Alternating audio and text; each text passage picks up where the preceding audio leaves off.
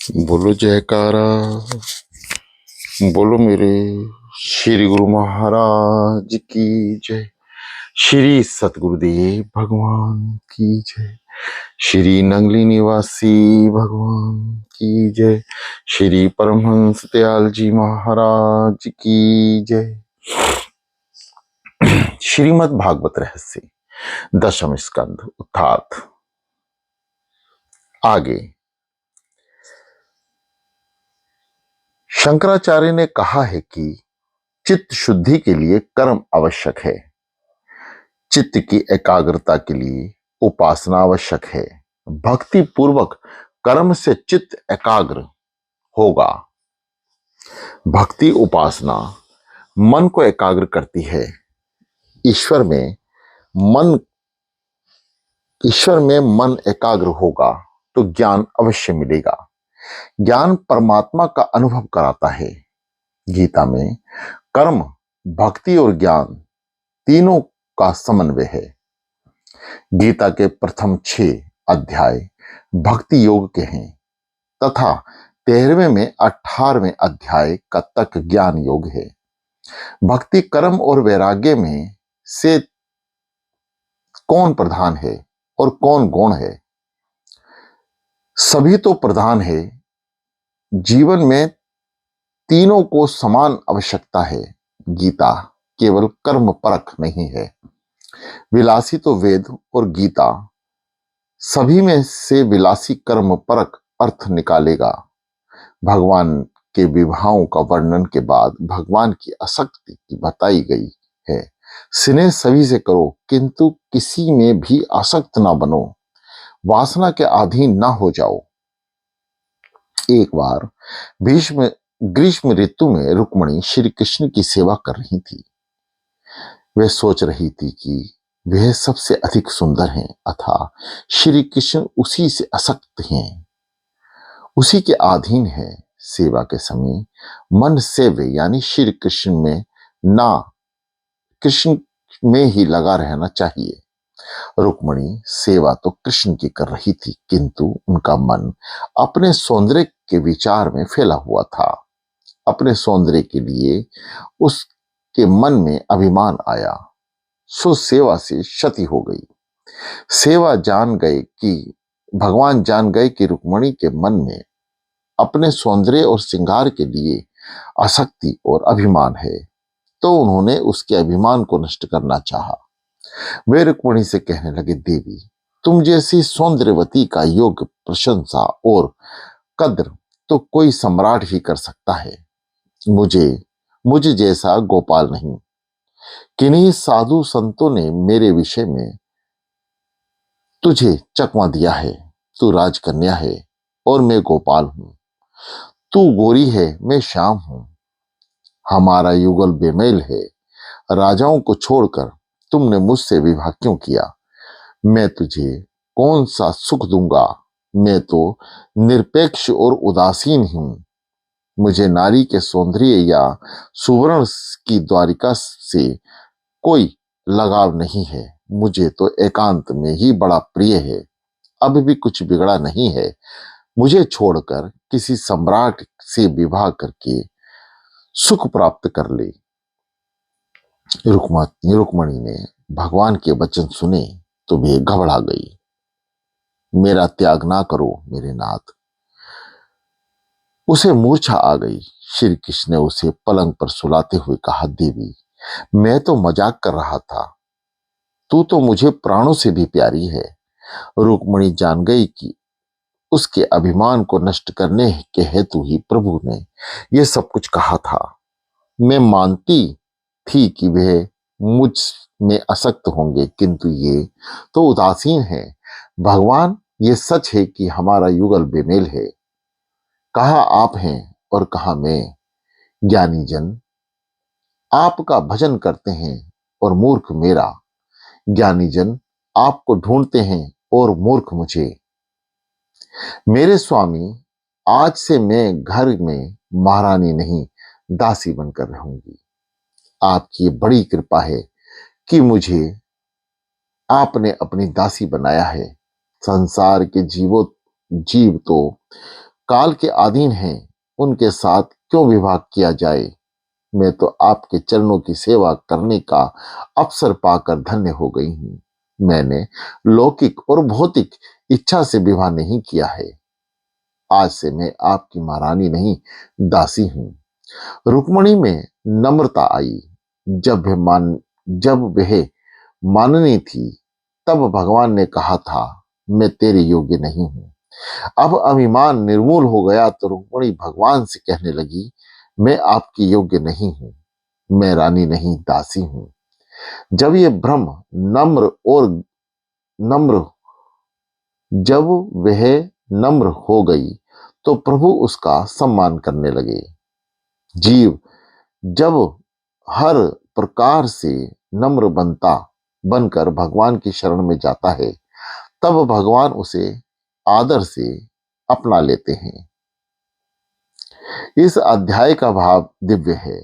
स्त्री नहीं, स्त्री की आसक्ति बाधक है। पति पत्नी को एक साथ रहकर परस्पर प्रेम तो करना ही चाहिए, किंतु आसक्ति नहीं होनी चाहिए।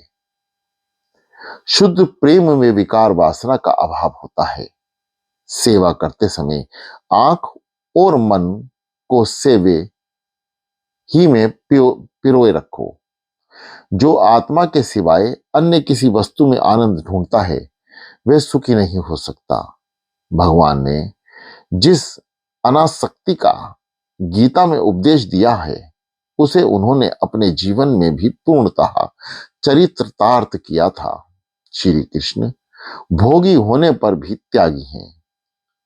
अनासक्ति पूर्वक किया गया उपभोग बाधक नहीं है। भगवान को किसी में भी आसक्ति नहीं है।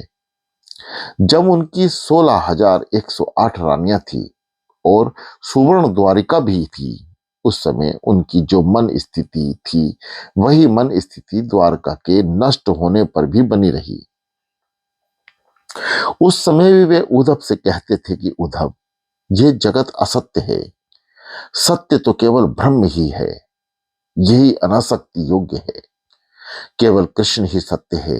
राजा परीक्षित ने उषा और अनिरुद्ध के विवाह के बाद सुनने की इच्छा प्रकट की।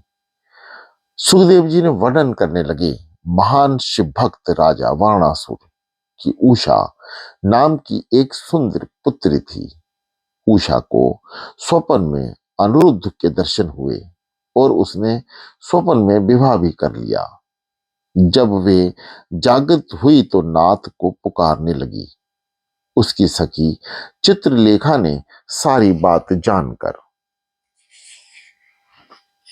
कहा, सखी तू चिंता ना कर, हम उस पुरुष को कहीं से भी ले आएंगे। चित्रलेखा ने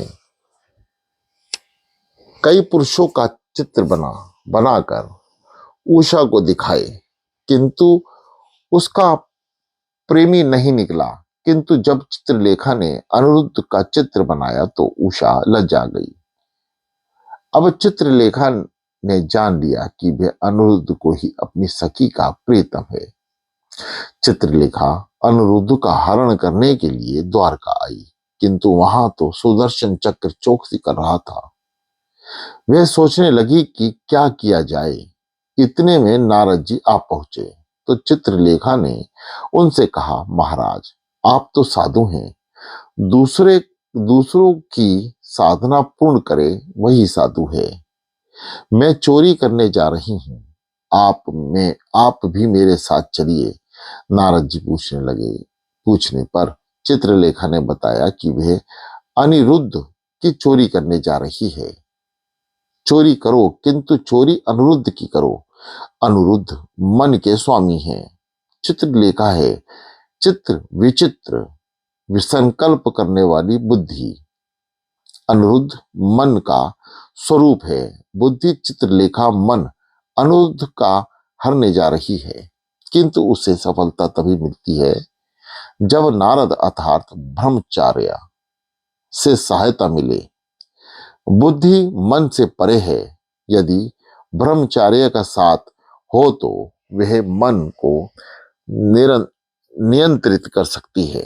यदि ब्रह्मचार्य संयम का पालन करोगे तो मन वश में हो पाएगा। नारद जी ने सुदर्शन से बातें करनी चाहिए तो उसने कहा कि उसे समय नहीं है, सारे नगर की चौकसी जो करनी है। नारद जी ने कहा यह तो ठीक है, किंतु तुझे सत्संग भी करना चाहिए। तू किसकी रक्षा करेगा? रक्षक रक्षक तो हैं श्री कृष्ण। तू अज्ञानी है, सत्संग से ही तेरा अज्ञान मिट सकता है। इस प्रकार नारद जी ने सुदर्शन को बातों में उलझाया तो उधर चित्रलेखा ने अवसर पाकर अनिरुद्ध के आवास में प्रवेश किया। अपनी योग विद्या के बल से वह अनिरुद्ध को पलंग सहित उड़ा ले चली, किंतु उसकी एक पुष्पमाला नीचे गिरी जो सीधे सुदर्शन पर जा पड़ी। सुदर्शन के ऊपर देखा तो विमान जा रहा था। उसने नारद जी से पूछा, अरे ये क्या है? कुछ चोरी तो नहीं कुछ चोरी तो नहीं चला गया? नारद जी बोले, तुझे तो ऐसे निरर्थक विचार ही आते रहते हैं। मुझे कथा करने में कोई आपत्ति नहीं है, किंतु अपने स्वामी की आज्ञा के बिना सत्संग करना ठीक नहीं हो सकता। कुछ चोरी हुई भी हो, तू जाकर देख। हाँ, मेरा नाम मत लेना, नारायण नारायण। और इस प्रकार नारद जी वहां से चल पड़े। प्रातः काल में जब अनिरुद्ध की आंखें खुली तो उसने अपरिचित आवास अपरिचित आवास देखा। इधर द्वारका में भी गड़बड़ मच गई। श्री कृष्ण ने सुदर्शन को बुलाकर आड़े हाथों लिया। उसने कहा कि नारद जी के साथ सत्संग कर रहा था, उसी समय अनिरुद्ध को कोई उड़ा ले गया होगा। भगवान ने कहा, तेरा काम चौकसी करने का था या सत्संग करने का? जब तक नारद जी ब्रह्मचर्या के साथ ना हो, बुद्धि चित्रलेखा अनिरुद्ध मन का हरण नहीं कर सकती। चित्रलेखा अनिरुद्धि को उषा के आवास में ले आई। बाणासुर ने सारी बात जानी तो उसने अनिरुद्ध को कारागृह में बंद कर दिया। कृष्ण ने सारी बात जानी तो वे सेना लेकर शोणितपुर आ पहुंचे। बाणासुर शिवजी का सेवक था, सो श्री कृष्ण ने उसका वध तो नहीं किया, किंतु उसे सहस्त्र बाहु के स्थान पर चतुर्भुज बना दिया। उषा अनिरुद्ध का विवाह हो गया। साकाम कर्म पापों का नाश नहीं करता, केवल प्रभु के हेतु किया गया सत्कर्म ही पापों का नाश करता है। निग्र राजा ने सत्कर्म तो किए थे, किंतु साकाम किए थे, सो उसके पापों का नाश नहीं हो पाया। ब्राह्मण को दान की गई गाय का उसने फिर दान किया, सो उसे कंच की चीड़ा का अवतार लेना पड़ा। प्रभु ने उसका उद्धार किया। दान की गई वस्तु वापस नहीं ली जा सकती। देवधन का उपभोग विलास के हेतु नहीं किया जाए। आनंद रामायण में एक प्रसंग है।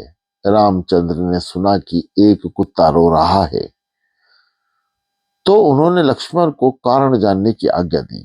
लक्ष्मण ने कुत्ते को बुलाकर रोने का कारण पूछा। उसने कहा कि उसे एक सन्यासी ने पत्थर मारा है। उस सन्यासी को बुलाकर कुत्ते को मारने का कारण पूछा गया। सन्यासी बोला, मैं भिक्षा लेकर जा रहा था, सो इस कुत्ते ने मेरा पीछा किया। मैंने सोचा कि यह मुझे छू लेगा तो मैं दूषित हो जाऊंगा, सो मैंने उसे दूर भगाने के लिए पत्थर मारा। रामचंद्र जी बोले, तुमने सन्यास लेने में कुछ शीघ्रता कर दी है। कुत्ता तो पशु है, तुम मन से सन्यासी नहीं हो पाए हो। यह कुत्ता जो भी दंड देगा वह भुगतना पड़ेगा। कुत्ते से दंड देने के लिए कहा गया तो उसने कहा, प्रभु इस सन्यासी को लाखों की आय वाले मंदिर का महंत बनाया जाए।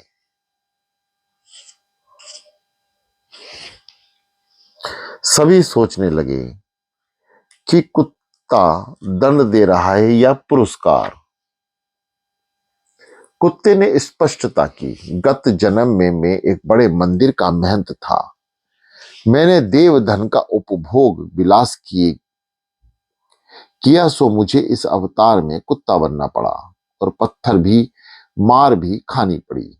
देवधन, मनीषी ब्राह्मणों का, संतों का धन हड़पने का प्रयत्न कभी ना करना। सच्चा ब्राह्मण प्रभु को प्रिय होता है, उसका अपमान ना किया जाए। आज तो यदुवंशी ही संतों का अपमान करता है।